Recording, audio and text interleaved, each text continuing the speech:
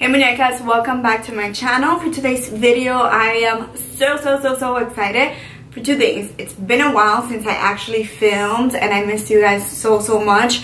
I've been having so many technical difficulties, you guys have no idea. Aside from the fact that I've been like a zombie the last couple of days, so tired. But anyhow, that is not the reason why we're here today. I wanted to share with you guys my tips on how to make sure that your eyeshadow it's blended like a pro, Instagram type makeup, it's clean, beautiful. I'm also gonna share with you mistakes that I made in the past. Trust me, I made many mistakes that gave me a final result similar to this when I was doing my makeup and when I thought I was really following like every YouTuber, every makeup artist technique, but somehow I was missing something and my eye look ended up looking like this. Now, many years later, I am a certified makeup artist. I used to freelance and I've also learned a lot through YouTube as well. So this is where I'm at today. These are my techniques. These are the things that I do that help me accomplish a beautiful blended look, easy,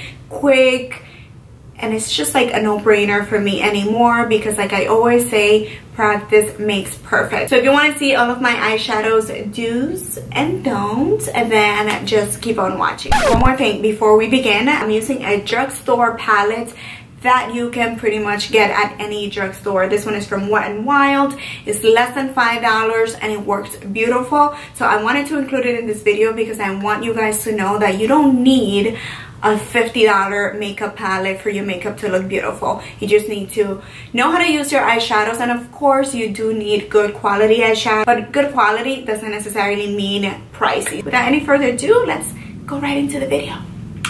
Alright, let's do this. Alright, so first things first, for any eyeshadow look, the most important thing for me is you need to prime your eyes. So of course, the first do is prime your eyes, and the first don't is do not go in without priming your eyes. Priming your eyes can be very simple. It can be just using foundation and then setting it with powder. That works for some people. It doesn't work for me, depending on whether or not you have oily lids. You can also use concealer and set it with powder. And then of course you can also use an eyeshadow base. My favorite one by far for the longest has been the MAC Paint Pot. So I'm going to be putting it on this eye, which is going to be the Deuce eyes, and let me put my hair back. So I'm gonna go in with my 112 concealer buffer brush from Zoeva. I like this one because it's quite large, so it helps me blend really fast. But you can use your fingers, you can do whatever. So I'm just gonna tap it first and then blend that in.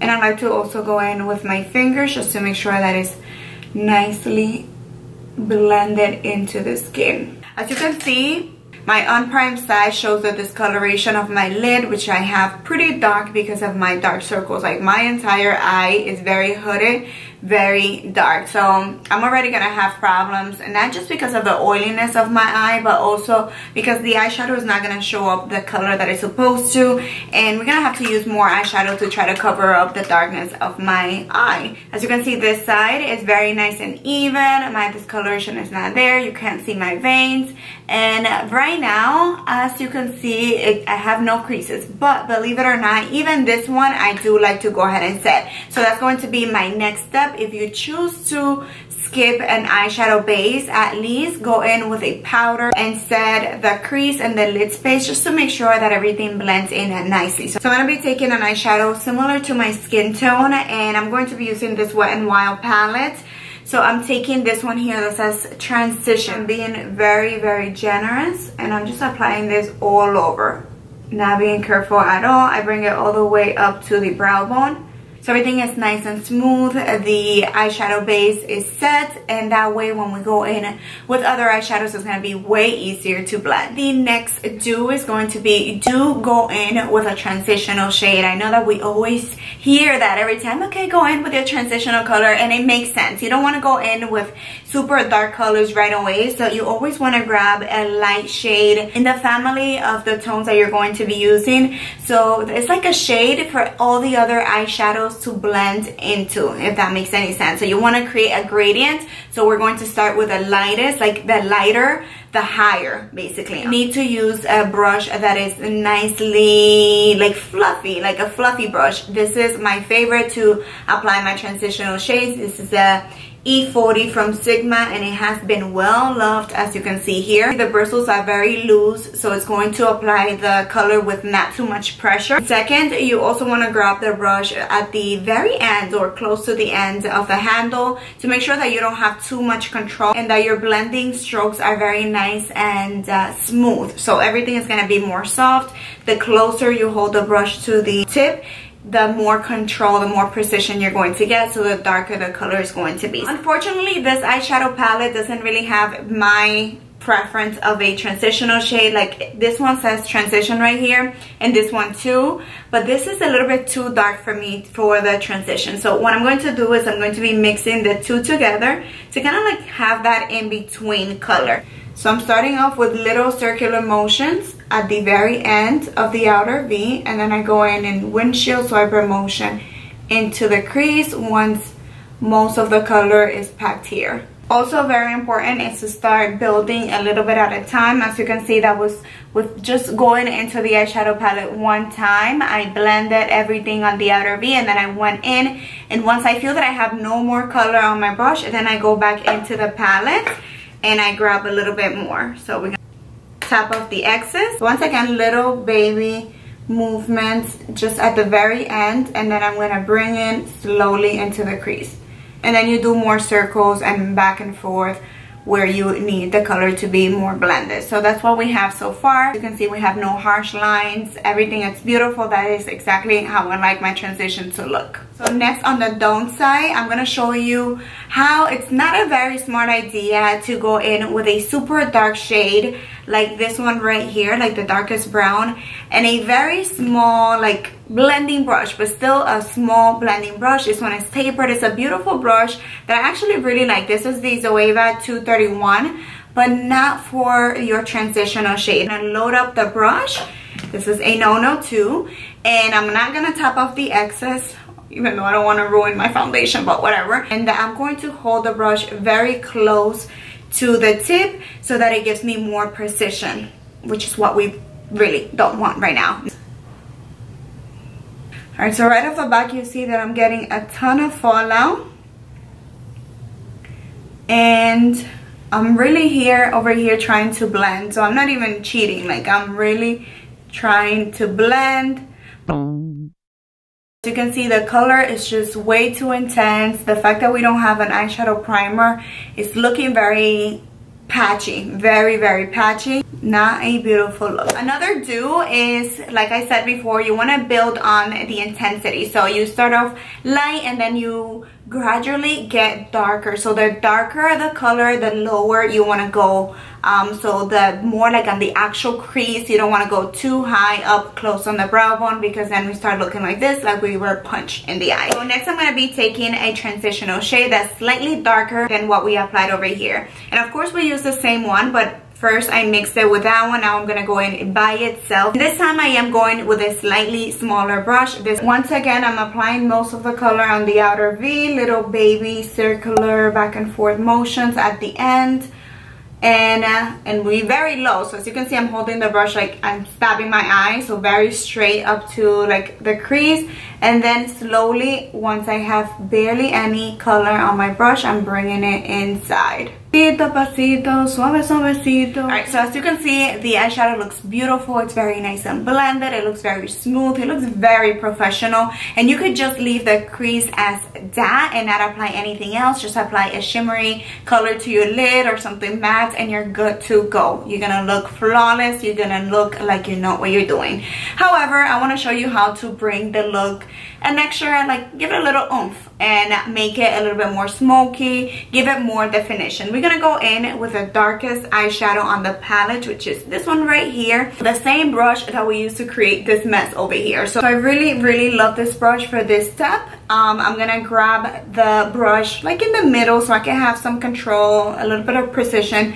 but nothing like too harsh. And I'm going to apply this color right on the outer V to give it more definition. I'm using such light pressure that I'm barely touching my skin. So I'm just tapping the color there. On the bad side, to intensify the crease, I'm gonna go in one more time with black, just because, you know, we need that intensity. So we're gonna go right on that using the same brush. And again, I'm not gonna tap off the excess, even though it makes me cringe. Like, can I do it? Can I cheat? Okay, I'm not gonna cheat. So I'm gonna go in here and try to intensify that crease and give it some definition. Are we gonna accomplish more definition? Let's see. Right into the crease, I'm going back and forward, following all the steps that we hear all the YouTubers do, little circular motions.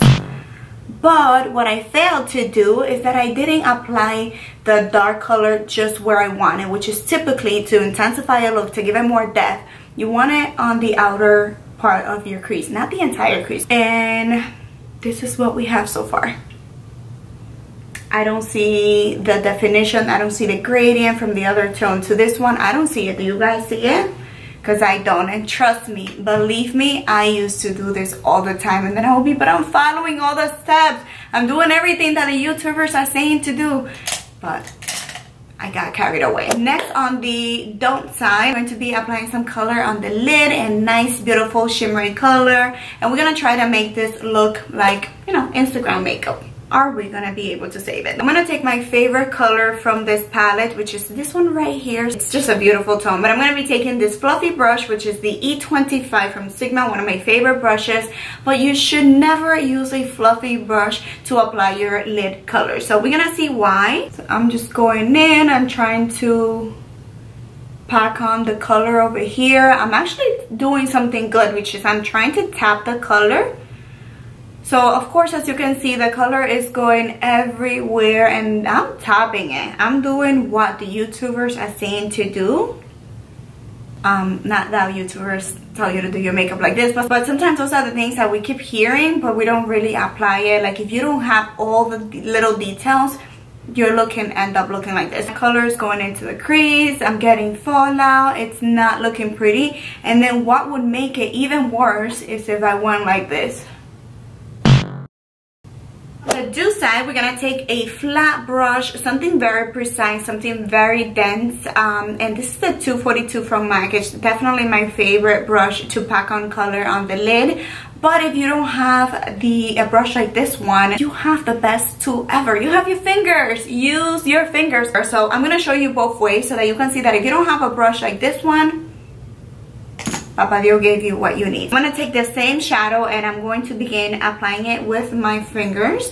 And as a matter of fact, even though I have that beautiful brush, I do this quite often. Whenever I want the color to look more intense, I go in with my fingers. So let's do that. That is what we have so far. And if you want to go in with a brush, you can also wet your brush. That is a trick that definitely works, and it makes your eyeshadows be more intense. They get more metallic. You can do that definitely. Do I have a... Okay, let's wet it with that. Tap it where I want it, which it would be on the inner part of the lid. Up to the center. Come back in with the brush that we apply the colors over here, and just, you know, lightly, like barely touching your eye, like blend the two together. So for the brow bone, on the good side, I'm gonna be taking this shimmery color that is kind of like champagne, very light. It's like a vanilla color, and using a shader brush. This is the large shader E60 from Sigma. I'm going to lightly apply it just on the highest part of my brow bone so that we can lift the eye. This is a beautiful trick that really opens up your eyes and makes your eyebrow arch look a little bit like more defined. But it can easily get carried away. But let me show you how to do it, and then I'm going to show you how not to do it. I always like to go in with a blending brush afterwards to make sure I have no harsh lines. And again, I'm barely using any pressure whenever I'm using a brush. So on the downside, what you want to avoid is using a color on your brow bone that's too shimmery, 2, that is not neutral, and 3, using it all over the brow bone. I'm gonna go in with this golden shade that is lighter than everything else that I have on my eye. But you're gonna see that just because it's lighter doesn't mean it goes in the brow bone. You really want to stick to something very light, very neutral, so that things don't get carried away. The same brush, and I'm just gonna be very generous with it. Let's see how that looks. So I'm back. I attempted to fix this side. I applied concealer, powder, same thing on this side. On the crease, the higher you are, the lighter your color should be, right? That's what we said. And then the lower, the darker. For the bottom lash line, the closer to the lashes, the darker, the more further down, the lighter that you want it. You could simply just use one color. I typically use something very light. I could go in with something like this one. We're gonna go in with the darkest one with a small flat brush, something very precise. We're gonna remove the excess and we're gonna go in really close to the lashes, and we're gonna keep it halfway. I don't want to bring it in too close to my eye, like to the inner corner of the eyes, because I don't want to close out my eyes, so I'm keeping it here. So now I'm gonna go in with the other transitional shade, the brick color one. I'm gonna use to smoke out that color over there, like diffuse it more, but I can actually bring this one a little bit closer to the inner corners of the eyes.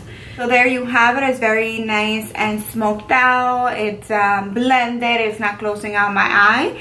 For the other side, we're gonna do, of course, the don't. And you don't want to go in with the darker color, the same one that we use. A brush that is a little bit like fluffy, and I'm gonna tap it just because I don't want to ruin my makeup even more, like the bottom part, even though I'm removing this. And then going in again from inner corner to outer corner, because it's really gonna close out your eye, and it's really going to make you look like you got punched in the eye. You don't want to look like that. All right, so the last step when it comes to eyeshadow for me is applying a highlight shade in the inner corners of my eyes. I'm gonna go in with the same shade that we use on the brow bone for the good side, and I'm gonna be taking a very precise small brush, taking just a little bit. You can wet your brush if you want the eyeshadow to look more intense.